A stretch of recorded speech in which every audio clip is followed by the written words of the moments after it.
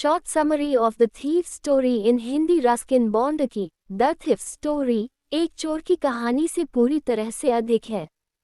कहानी बुनियादी मानवीय मूल्यों और रिश्तों पर केंद्रित है। एक चोर के लिए एक लालची आदमी को चोरी करना आसान है।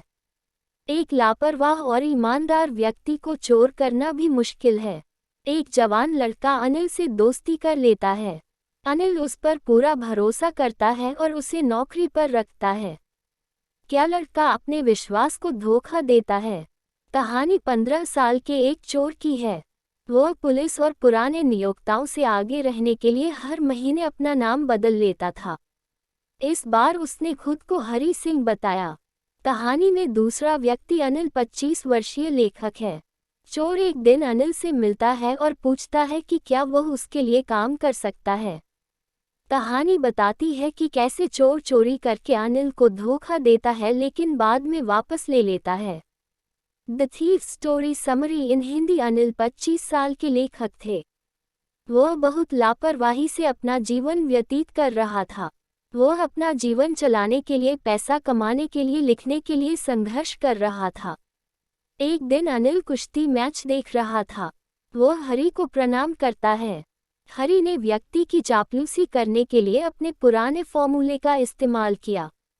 अनिल ने प्रभावित किया और उससे वादा किया कि वह उसे लिखना सिखाएगा, संख्याओं को जोड़ना और स्वादिष्ट भोजन कैसे बनाना है। अब दोनों खुशी से साथ रह रहे थे। एक दिन हरी ने देखा कि अनिल नोटों का एक बंडल लेकर आया है। उसने देखा कि वह उन्हें गद्दे के नीचे रखता है। जैसा कि हरी ने नोटों के बंडल को देखा था, इसलिए उसकी बुरी भावना उसके मन में पैदा हुई। उसने उस रात अनिल को लूटने का फैसला किया। रात का खाना लेने के बाद अनिल शांत होकर सो गया। हरी बिस्तर पर लेट गया और गद्दे के नीचे हाथ खिसका दिया। उसने नोट लिए और वहां से भाग गया। वह ट्रेन में सवार होने के लिए रेलवे स्टेशन से लखनऊ के लिए रवाना हुआ, लेकिन वह चूक गया। वह बाजारों में घूमता रहा। बारिश हो रही थी और हरी सिंह पूरी तरह से भीग चुका था। उनके मन में एक द्वंद्व था। वह अनिल के विश्वास को धोखा नहीं देना चाहता था। इसके अलावा अनिल उसे पढ़ाने और संख्याओं को जोड़ने का तरीका सिखा रहा था जो उसके जीवन को बदल सकते थे। इसलिए उन्होंने रेलवे स्टेशन छोड़ दिया। वह मैदान में आया और बेंच पर बैठ गया। तभी तेज बारिश हो रही थी। सर्द हवा चल रही थी। उसने अपराध बोध महसूस किया क्योंकि उसने एक निर्दोष व्यक्ति को धोखा दिया था।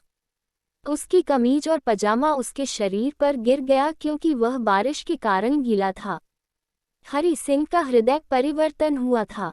उसने अनिल के पास लौटने और पैसे तकिए के नीचे रखने का फैसला किया। वह कमरे में पहुंचा और रुपये वापस कर दिए।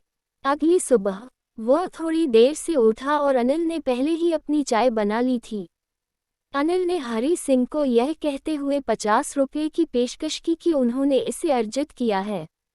उसने उससे कहा कि अब उसे नियमित रूप से भुगतान किया जाएगा। हरी ने नोट अपने हाथ में रखा। उन्होंने महसूस किया कि नोट कल रात बारिश से भीगे हुए थे। हरी को पता चल गया था कि अनिल को उसके दुष्कर्म के बारे में पता चल गया था, लेकिन उसके मन में कोई दुख, गुस्सा या अपराध नहीं था।